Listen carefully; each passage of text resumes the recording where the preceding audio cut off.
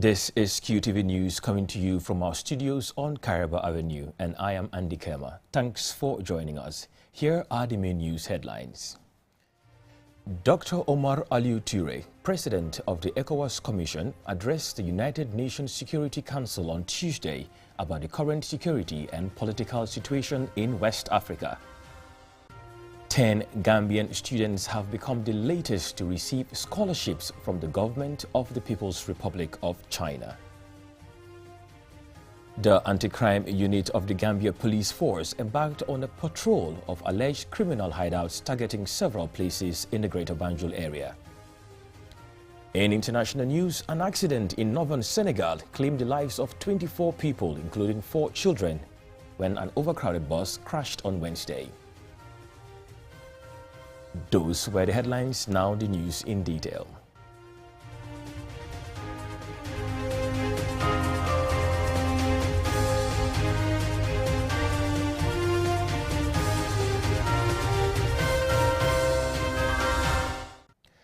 Dr. Omar Alieu Toure, President of the ECOWAS Commission, addressed the United Nations Security Council on Tuesday at the UN headquarters in New York about the current security and political situation in West Africa. Alieu Cisse monitored the briefing, and he now reports from the United States. In a marathon and detailed narration of the sad realities in West Africa, ECOWAS Commission President Dr. Omar Alieu Toure welcomed the opportunity to update the UN Security Council on the situation in the sub-region. He said the 400 million population of the sub-region is largely made up of young, ambitious, and dynamic people. He added that the youthful population, the fertile land, and the natural resources hold considerable promise for the people of West Africa, which hinges on governance and security. By governance, I am referring not only to the assumption of power through inclusive democratic processes, but also to accountability in the management of public affairs.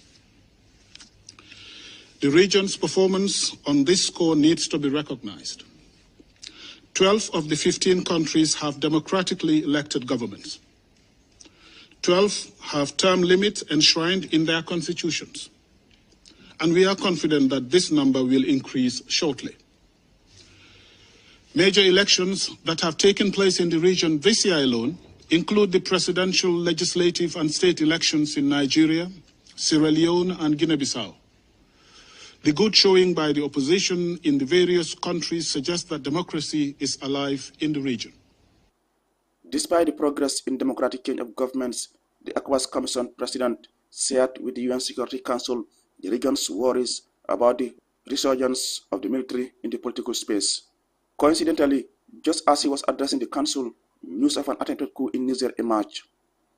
A day later, military officials appeared on Niger State TV to announce that they had taken over.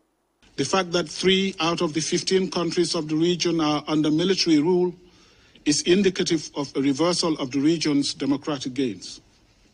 For ECOWAS, this is unacceptable, and all the countries must return to constitutional order within the specified time frames.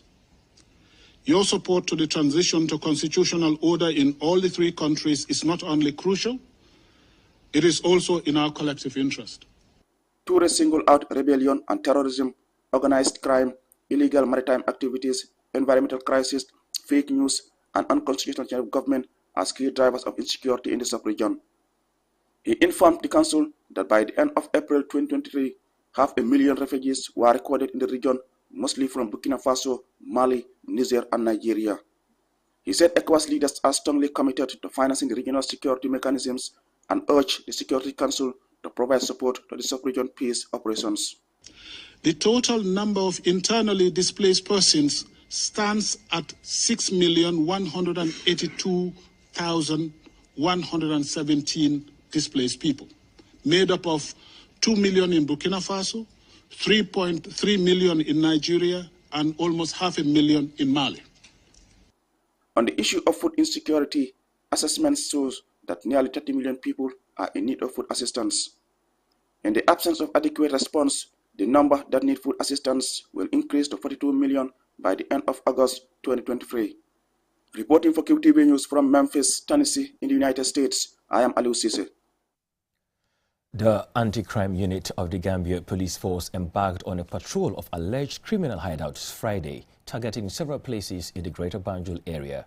As we hear in this special extended report by QTV's Ansumana Esonyasi, who joined the patrol team, several suspects were arrested for various alleged crimes.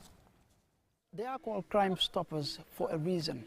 The primary role of the police is to protect lives and properties of people and residents of the Gambia.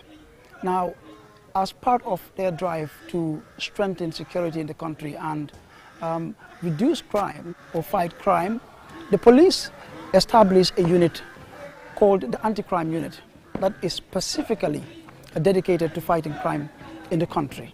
And these men behind me, in their gears and guns, are responsible for ensuring that this objective of the command is achieved.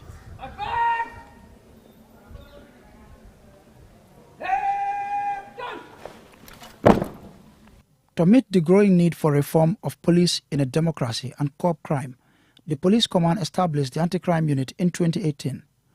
Under its current commander, Commissioner Mamadou Sow, the unit is relentless in trying to bring down the crime rate in the country. To understand how they operate and the challenges they encounter daily, we joined their daily patrol team from Friday afternoon to Saturday morning. We witnessed their operations in searching suspects and also engaging the public to strengthening relations with them. Before leaving for the operations from their base in Banjulunding, their commander, Commissioner Sow, gives a briefing. So the main task today is very simple. As I always advise you, professionalism is the order of the day. We are going out and then we have to do our duties judiciously. The patrol team set out to various identified criminal hideouts and hotspots within the Greater Banjul area. Our first stop was at Sarepate in the West Coast region, where we found a vehicle allegedly belonging to suspected criminals. They were chased away by members of the community after they attempted to steal these goods. As they made their escape, they left behind this vehicle. The patrol team then proceeded to the coastal fishing village of Tanje, where they made several arrests at the beach after chasing some suspects. Here, they found bags containing suspected cannabis. Two of them who have escaped the scene threw their bags, and inside the bag you can visibly see some suspected cannabis. We will ensure that these people are processed and handed over to the drug law enforcement agency. From Tanje, we visited the Bigelow roundabout, popularly called Turntable. As officers searched the area, they arrested some men suspected of trafficking and selling kush. This drug is not common in the Gambia, but officers told us that it is gaining popularity among illicit drug users. We saw some men who appeared to be mentally unstable, and when we inquired, we were told they are ardent kush users, giving us a stark illustration of the effect drugs can have on users. Vendors and drivers at this garage also complained about what they say is the rampant use and sale of drugs at the Turntable. We then proceeded to Sokoto, where officers arrested several young men suspected of selling drugs. At the so-called black market in Serakunda, a notorious place for selling stolen items, some who were found selling suspected stolen items were arrested. The patrol team then visited the popular city pub in Serakunda, where they conducted searches before moving to the famous Kololi Tavern area, identified as possible selling points for drugs. We also visited Joswan and Bakau and several places in Banjul, including Tobacco Road and Halfdai. As operations wound down for the day, Commander Mamadou Sow and Commissioner for Operations Lamin K. Bojang thanked the police command and the public for their support to the unit. Generally, the advice I will have for the general public is we cannot be everywhere at all the time. The Gambia, I know it's not easy police to be everywhere. We, the command, noticed that definitely we need to intensify the patrols, as we all know that we are also entering into the rainy season. And during the rainy season, sometimes when it rains, people's places are a bit wet, and then movements of people are not as it used to be during the dry season. So sometimes some of these criminals do capitalize and commit break-ins. All what we need from the public is collaboration, to volunteer information. Like this morning, we were joking. It's like, see something, say something. The public should try to volunteer information, because we cannot be everywhere. they should not wait until a crime is committed before they start complaining.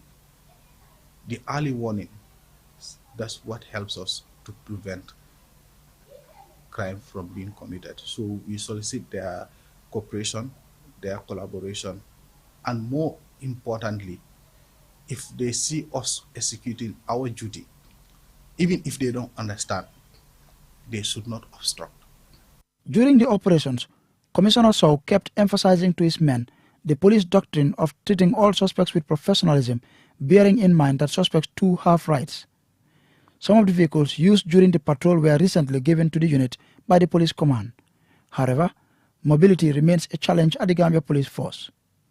Despite the challenges, these men and women remain committed to serving their country by tackling crime and criminal behavior. Answane Sonyasi for KTV News. 10 Gambian students have become the latest to receive scholarships from the government of the People's Republic of China. On Wednesday, the Chinese embassy in the Gambia presented to the scholarship recipients the admission notices from universities in China. The Chinese government support signals the continual mutual and strong cooperation between Banjul and Beijing. More with Modu Laming Choi. A historic and joyous moment in the academic journey of these students. These Gambians are among the latest beneficiaries of this solid and mutual diplomatic cooperation between China and the Gambia. At the Chinese embassy, 10 Gambian students are presented with letters confirming their places to study at Chinese universities. This comes after they won scholarships from the Chinese government to further their higher education. We are determined to give back and make a difference in our lives and the life of others, just as this scholarship has done for us. Since the resumption of diplomatic ties in 2016, both China and the Gambia have expressed a commitment to strengthen mutually beneficial diplomatic cooperation. Over the years, the cooperation has recorded many landmark achievements in sectors such as agriculture, infrastructure, health and education. Liu Jin is China's ambassador to the Gambia. I want to share with you these figures. In the past 7 years, since we resumed diplomatic relations, nearly 300 Gambian students have received Chinese government scholarships to study in China. Half of them have returned to the Gambia to further their development. And of course, the others are still studying in China. In addition, the Chinese government also provides various bilateral and multilateral capacity building programs, which is suitable for the Gambians' development. China's peace and rapid development has caught the attention of many and is an inspiration for many developing countries, including ours.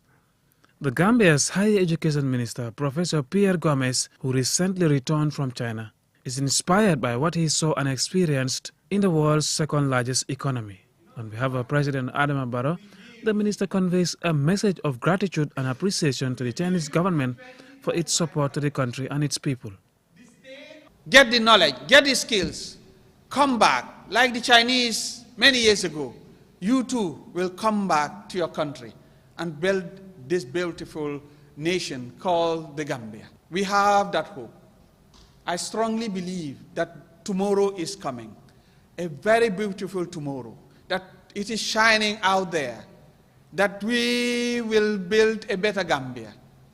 But that better Gambia is in your hands. One of the hundreds of Gambians who benefited from the Chinese government scholarship is Usman Bajenka. Bajenka praised China's peace, security, development, and its higher education system. And I will have to affirm to you that, do not forget, Gambians are normally the best students, and even in China. The university I completed, I was there with a Gambian brother who just completed undergraduate in medicine as the best international student. And he's awarded masters. He's not coming. He's there. I missed him, but I'm going back to join him again. Why? Because I also completed as the outstanding international student for PhD from our university. This year, as part of a people-to-people exchange in the China-Gambia cooperation, at least 300 Gambians from various socio-economic backgrounds will travel to China. Some of those invited are government officials and National Assembly members. Beijing and Banjul hope that this will enhance mutual cooperation and understanding between their two peoples. Mahmoud Lamin Choi, QTV News. Well, congratulations to all 10 students who just won themselves scholarship. And with that story by Mahmoud Lamin Choi, we will now go for a commercial break. But when we return, we have more on local and international news stories. Stay with us. No more leakage, cracks, or a broken roof? Batimat's got you covered. With its wide range of waterproofing products, from roofing systems, flame cut, and sealants, from the most trusted and reliable international brands, all to make your life easier.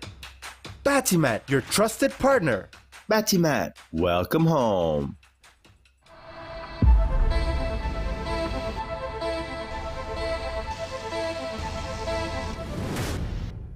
The National Roads Authority, the implementing agency for the Barting-Harding Highway Widening Project, in collaboration with the Ministry of Works, the contractors, Areski, the consultant, South Consult, Gamtech GV, OIC Gambia, and partners, seek the support of the public in the implementation of the project as Phase 1 nears completion. Drivers are strongly advised to exercise caution, adhere to speed limits and respect traffic diversions. Pedestrians and vendors are urged to maintain a safe distance from the road. The authority reminds the public that the right-of-way remains at 40 meters from the road, center line on both sides. Property owners are therefore urged to respect reserved allocation and refrain from encroachment. The understanding and cooperation of the public are highly solicited. This announcement is brought to you by the National Roads Authority.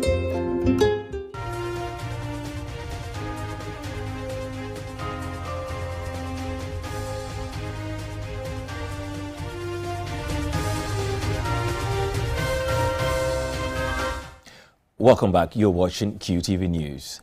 30 students graduated on Thursday after completing a year-long sub-regional ophthalmic training program at the Sheikh Zayed Regional Eye Care Center in Kanifing. Mamoudou Gajaga was at the graduation ceremony at the Ebujan Theatre, and he now reports.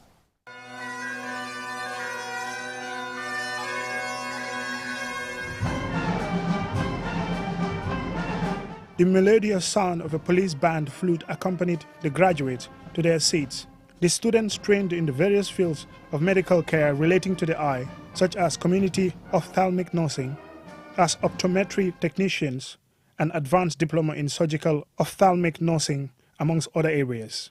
Dr. Winston Cisse, the CEO of Sheikh Zayed Regional Eye Care Center, says learning is a lifelong process. I encourage you to dream big, set goals, and work diligently towards achieving them. Be persistent in the face of changes, for it is through persistence that great achievements are realized. Believe in yourselves, for you possess incredible potential to make a positive impact on the world. While today signifies an end of one chapter, it also heralds the beginning of an exciting new one. Be bold in your ambitions and take risks, for it is in those moments of stepping outside your comfort zone that you will discover your true capabilities. The theme for this event is improving eye health, essential to achieving sustainable development goals. Eye care should be everyone's responsibility to avoid visual impairment or blindness. The 30 students who graduated are from the Gambia, Cameroon, Burkina Faso, and Tanzania. The Director of Nursing, Per Mendy, gave details of the training. The ROTP, we are committed as a training program to render a changing life training. Our students don't just become strong. In theories, they are equipped with theories and as well as practicals. Whatever they learn from theories, they have also put through practicals so that when they go out there, they will not only depend on their theories, but on their practicals. No patient in any hospitals goes and look at who has masters or diplomas or whatever. Any patient that goes to the hospital look at what a medical caregiver is doing for him or her. So that's why it's very important that we grounded our students in a practical area. So when they go over there, they can be recommended. Other speakers included Dr. Jere Sanyang, a director at the Kotu Central Clinic, Dr. Mustafa Bitey, the Director of Health Services at the Ministry of Health, and Sekou Diba, a lecturer at the University of the Gambia, who tasked the graduates to serve patients with professionalism and the best of care. Umudu Gajaga, QTV News. And with that story, we will now shift our attention to news outside the country.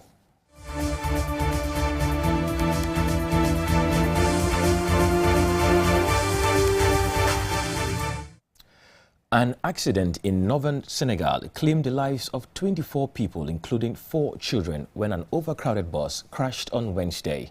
Injured passengers were rushed to hospitals to the town of Louga, the city of St. Louis. Lena E. Igwenyiba tells us more. During a press conference at the crash site, Senegal's Interior Minister, Antoine Felix Abdoulaye Diome, confirmed that 24 people, including 4 children, lost their lives. The bus, which was carrying 76 passengers, 16 more than its permitted capacity, was en route from a northern town when the accident occurred. Sadly, this isn't an isolated incident in Senegal. Earlier in January, a collision between a truck and a passenger bus in the same area near Louga resulted in the death of 19 people and injured 24 others. Additionally, a crash near the southeastern town of Kaffrine on January 8 claimed the lives of 40 people and left approximately 80 others wounded, marking one of the deadliest accidents in recent Senegalese history. Following the tragic January 8 incident, authorities face severe criticism for the frequency of accidents on Senegal's road and the perceived lack of action to prevent them. In response, the government declared 3 days of mourning and introduced several measures, including a ban on overnight bus journeys and used tire imports. However, transport professionals said many of the measures were unrealistic and unenforceable. Despite the challenges, Minister Diome says the government remains committed to saving lives and highlighted the positive impact of measures implemented since the Interministerial Council in January 2023. According to administrative authorities, there has been a significant reduction in accidents. Across many African countries, with Gambia being one of the worst, tragedies on the road are often attributed to factors such as dilapidated vehicles, reckless driving, and corruption among law enforcement officials. Reporting for QTV News, I am Lena E. Gwenyiba. What a tragedy. May their souls rest in perfect peace. Still with international news, the lack of constructive and direct engagement between citizens and those in authority is often blamed for underdevelopment and instability in Africa. QTV's Aliou Cisse is in the USA on a U.S. State Department-sponsored reporting tour, and he looks at how an Academy of Civic Engagement is changing the mindsets and engagement between elected officials and their electorates in one city in America. The city of Memphis, founded in 1819 and incorporated in 1826, is governed by a mayor and a 13-member city council. It is the second largest city in Tennessee and the 28th largest in the United States by population, and at 324 square miles is among the largest in America by land area, with a population of more than 600,000 people. City council members are elected to 4-year terms with a limit of 2 terms. The council meets 24 times per year, typically the first and third Tuesdays of each month at the City Hall. These meetings are open to the public. Memphis also has a judicial branch with elected judges. In a bid to better make electorates understand city governance operations and to be more responsible to the city, Councilman J.B. Smiley Jr., Vice Chairman of the Memphis City Council, proposed creating the Academy in April 2021. It targets Memphians ages 18 and above. Those who take part in this program hear from city government and community leaders and learn about Memphis history, public safety, city budgeting, and more. So we have to find ways to invest in people, bring jobs here to pay a livable wage so that we can address our crime problem. But also we have infrastructure problems. Literally yesterday I was at the community center and we were talking. The lights fluttered throughout the city of Memphis. And that's because we have aging infrastructure in the city of Memphis. There's infrastructure in the city of Memphis over 100 years old. And any time it can go out, we have to talk about what it looks like to truly invest and remove and replace that infrastructure. Memphis is faced with addressing the scourge of poverty and crimes, among others. Home to Tennessee's largest African-American population, the city played a prominent role in the American Civil Rights Movement. The movement's leader, Martin Luther King Jr., was assassinated here after activities supporting a strike by the city's maintenance workers. The largest employer in Memphis is FedEx, which maintains its global air hub at Memphis International Airport. It is also a center for media and entertainment, notably a historic music scene. Lakiwita R. Strokes, who is a lawyer and part of the fall 2022 cohort, said the academy allows cohorts to engage and interact with their community leaders and ask questions to make the community a better place. You can tell that some people are in positions of power for the wrong reason. And we can tell who you are by your service and what you really do. And that is something I learned from this program. These are people who really care. These citizens care about Memphis, and they are here to make an impact. So don't serve to be seen, but be seen serving. You don't have to do the biggest thing to make an impact in your community, but it starts with just you and the people you touch every day. So that's the most impact to me. In the case of the Gambia, where the National Council of Civic Education, which has cited underfunding for not being able to make more of an impact, the council could learn from their sister council in Memphis by introducing a similar program to better educate citizens, especially the young people, on their civic rights and responsibilities, particularly in relation to the operations of councils. Reporting for QTV News from Memphis in Tennessee, United States, I am Alu Sise. Before we end this bulletin, here's a recap of the headlines. ECOWAS Commission addressed the United Nations Security Council on Tuesday about the current security and political situation in West Africa. 10 Gambian students have become the latest to receive scholarships from the government of the People's Republic of China. The anti-crime unit of the Gambia Police Force embarked on a massive patrol of alleged criminal hideouts, targeting several places in the Greater Banjul area. In international news, an accident in northern Senegal claimed the lives of 24 people, including 4 children, when an overcrowded bus crashed on Wednesday. Well, that's all we have for you in this bulletin. Join us at 10 p.m. for another news bulletin. Remember, Focus on Africa is next. Stay with us.